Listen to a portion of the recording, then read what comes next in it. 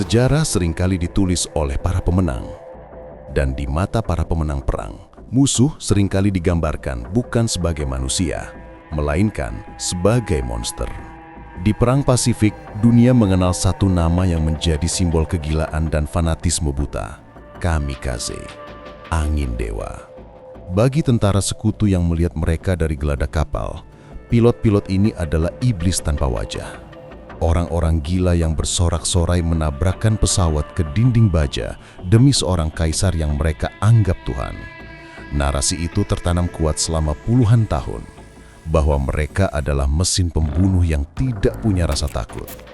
Tapi, jika kita berani mengupas lapisan propaganda itu, jika kita melihat melampaui helm kulit dan kacamata penerbang yang tebal itu, kita tidak akan menemukan monster. Kita akan menemukan anak-anak. Kita akan menemukan mahasiswa sastra yang suka membaca puisi. Kita akan menemukan calon guru, calon dokter, dan anak laki-laki yang merindukan masakan ibunya. Bayangkan kalau berada di posisi mereka. Tahun 1944, Jepang diambang kehancuran. Dan tiba-tiba, negaramu memberimu sebuah perintah yang melawan naluri paling dasar dari setiap makhluk hidup. Jadilah peluru. Matilah, agar kami bisa hidup sedikit lebih lama. Ini bukan cerita tentang kepahlawanan patriotik. Ini adalah kisah tentang tragedi manipulasi manusia terbesar dalam sejarah modern. Ini adalah kisah tentang bagaimana rasanya memegang tiket satu arah, menatap mata kematian, dan dipaksa untuk tersenyum.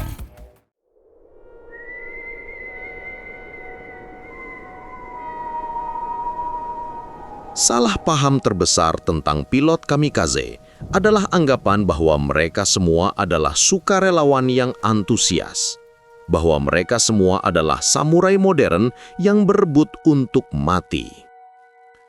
Faktanya jauh lebih kelam dan menyedihkan. Menjelang akhir perang, Jepang sudah kehabisan pilot veteran. Ace terbaik mereka sudah gugur di Midway, di Guadalcanal, dan di langit Pasifik yang luas. Jadi, militer memalingkan wajah mereka ke universitas.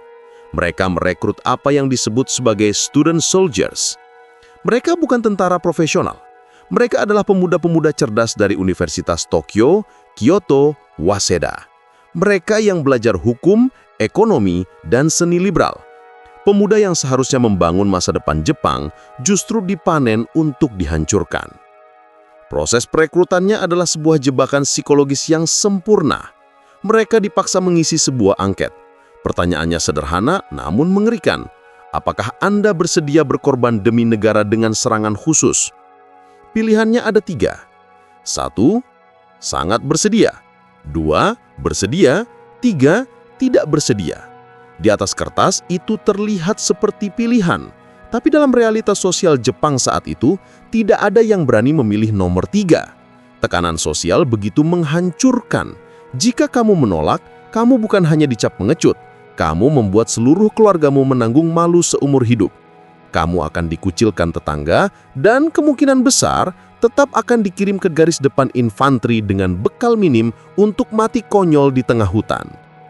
Jadi, dengan tangan gemetar dan hati yang hancur, ribuan pemuda itu melingkari pilihan bersedia. Banyak dari pilot ini meninggalkan buku diari yang baru ditemukan bertahun-tahun kemudian. Di dalamnya, kita tidak menemukan jargon nasionalis yang berapi-api seperti di koran-koran propaganda. Kita justru menemukan kutipan filsuf barat. Kita menemukan keraguan, ketakutan, dan kesedihan yang mendalam. Seorang pilot bernama Sasaki menulis dalam jurnal pribadinya sebelum kematiannya. Dia berkata bahwa dia hanyalah manusia biasa. Dia tidak ingin mati. Dia ingin hidup, membaca buku, dan mencintai seseorang. Tapi dia sadar, mesin perang ini terlalu besar untuk dilawannya sendirian. Mereka bukan mesin pembunuh. Mereka adalah domba yang digiring ke tepi jurang dan dipaksa untuk percaya bahwa melompat adalah satu-satunya cara untuk terbang.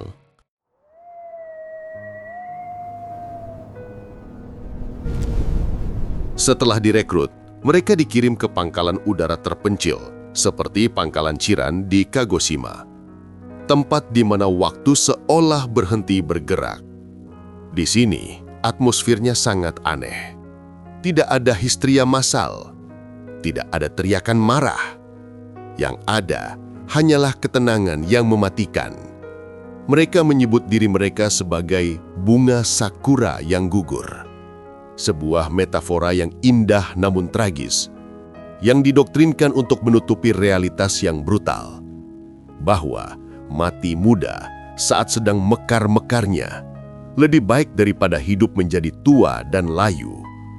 Rutinitas mereka sederhana: latihan terbang, perawatan pesawat, dan menunggu. Menunggu nama mereka muncul di papan tulis misi. Apa yang kamu lakukan jika kamu tahu hidupmu tinggal menghitung hari atau bahkan jam? Mereka mencoba hidup senormal mungkin di sisa waktu yang ada. Mereka menghabiskan uang gaji terakhir mereka, uang yang tidak akan pernah sempat mereka tabung, untuk mentraktir teman-teman makan enak di warung sekitar pangkalan.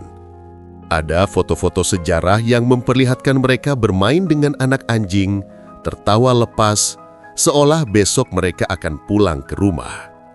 Namun, indoktrinasi terus berjalan tanpa henti di latar belakang.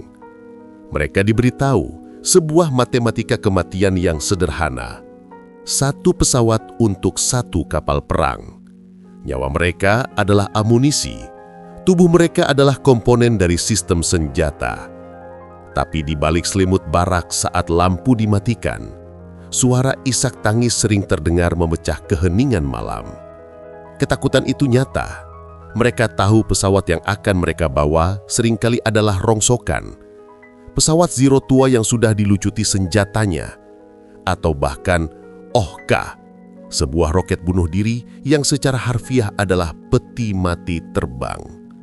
Mereka tahu bahwa misi ini seringkali sia-sia. Banyak teman mereka ditembak jatuh bahkan sebelum melihat kapal musuh, tapi mereka sudah terlanjur melangkah terlalu jauh.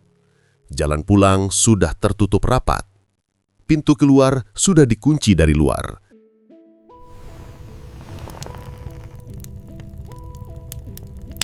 Dan momen paling menyakitkan dari seluruh proses ini terjadi pada malam sebelum keberangkatan. Ritual menulis surat wasiat. Semua surat ini akan diperiksa oleh sensor militer atau Kenpeitai. Para pilot tahu itu. Jadi banyak dari mereka menulis hal-hal standar yang diharapkan militer. Aku bangga mati demi kaisar, banzai, atau jangan bersedih atas kepergianku. Tapi jiwa manusia selalu mencari cara untuk jujur. Beberapa pilot berhasil menyelundupkan surat asli mereka keluar lewat perantara, atau menulis dengan kode tersirat. Pesan-pesan yang ditujukan untuk ibu mereka, bukan untuk negara. Salah satu surat yang paling meremukan hati datang dari seorang pilot bernama Hayashi. Dalam surat terakhir untuk ibunya, tidak ada teriakan heroik. Dia menulis dengan jujur. Dia meminta ibunya untuk tidak menangis saat mendengar kabar kematiannya. Dia berjanji akan pergi dengan tersenyum. Namun di paragraf berikutnya, pertahanannya runtuh. Dia mengakui bahwa dia masih ingin makan sup buatan ibunya sekali lagi. Dia ingin tidur di pangkuan ibunya seperti saat dia kecil. Dia meminta maaf. Berulang kali meminta maaf karena menjadi anak tidak berbakti yang pergi mendahului orang tuanya. Tidak ada hidup kaisar di sana, hanya kerinduan seorang anak laki-laki yang ketakutan. Malam itu, mereka biasanya melakukan ritual minum sake perpisahan. Cawan diangkat, tatapan mata mereka seringkali kosong menatap sesuatu yang jauh. Mereka tahu, saat matahari terbit esok pagi, itu akan menjadi matahari terakhir yang menyentuh kulit mereka.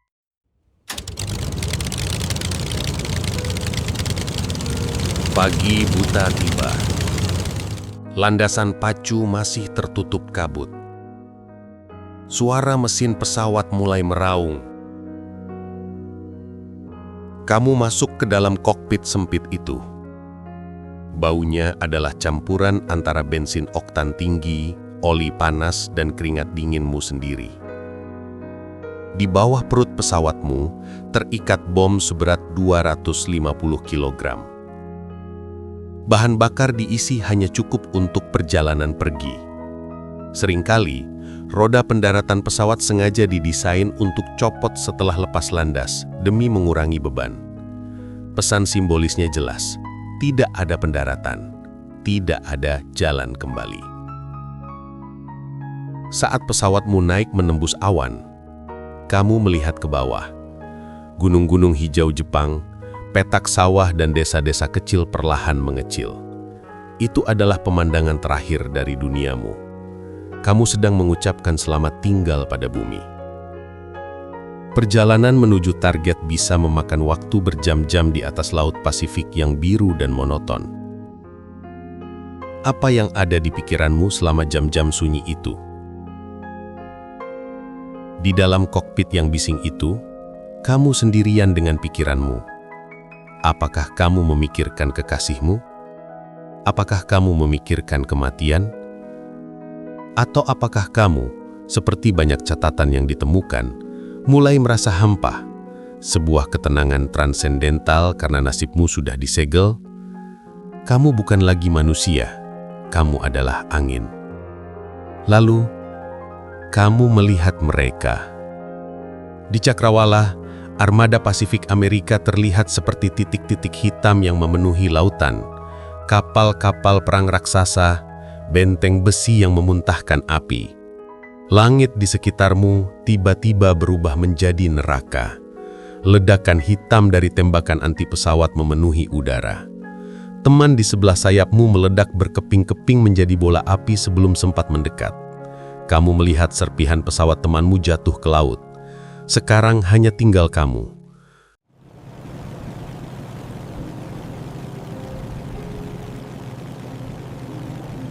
Kamu mendorong tuas kendali ke depan, pesawatmu menukik tajam, gravitasi menekan tubuhmu ke kursi, kecepatan meningkat drastis, duniamu menyempit menjadi satu titik di geladak kapal musuh.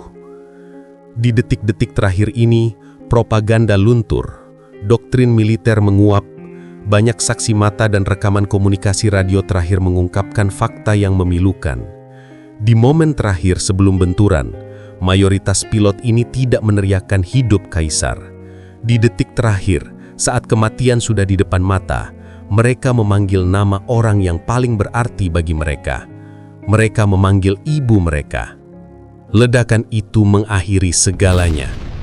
Bukan sebagai pahlawan perang dan bukan sebagai monster fanatik, tapi sebagai manusia yang rindu pulang. Ribuan pemuda terbang dan tidak pernah kembali. Mereka dijanjikan akan menjadi dewa di kuil Yasukuni. Mereka dijanjikan keabadian seperti bunga sakura. Namun sejarah mencatat mereka sebagai tragedi paling memilukan dari sebuah keputusasaan perang. Kisah pilot kamikaze adalah pengingat abadi bagi kita semua, bahwa di balik setiap statistik perang, di balik setiap strategi militer, selalu ada manusia dengan ketakutan, harapan, dan cinta yang dipaksa padam terlalu cepat. Mereka adalah bunga yang dipaksa gugur sebelum sempat benar-benar mekar.